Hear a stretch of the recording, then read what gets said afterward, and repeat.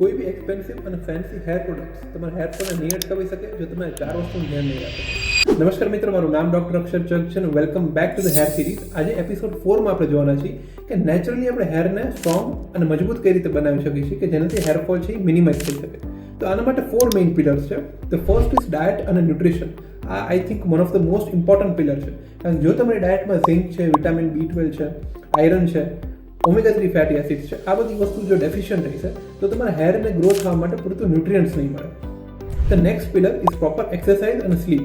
Exercise જે છે એ આપણે બ્લડ ફ્લોને ઇન્ક્રીઝ કરે છે ટુ ધ હેર ફોલિકલ્સ, અને પ્રોપર સ્લીપ એન્શ્યોર્સ કે હેરને પૂરતો ટાઈમ મળે ગ્રો થવા માટે. The third pillar is proper hair care. જ્યારે બી આપણે હેર વોશ કરીએ છીએ ત્યારે we need to make sure that આપણે માઇલ્ડ પ્રોડક્ટ્સ યુઝ કરીએ છીએ અને કોઈ બી હાર્શ કેમિકલ્સ અથવા તો હીટનો યુઝ નથી કરતા હેરના સ્ટાઇલિંગ માટે.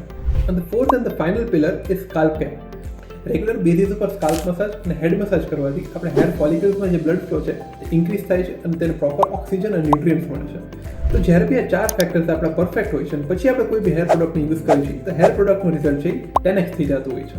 વેરેસ જો આ 4 ફેક્ટર્સ આપણા ધ્યાનમાં નથી હોતા અને આપણે ખાલી જ હેર પ્રોડક્ટને યુઝ કરીએ છીએ તો it can do more harm than good. તો આવી જ રીતે હેલ્થ અવેર રહેવા માટે ડુ ફોલો ફોર મોર.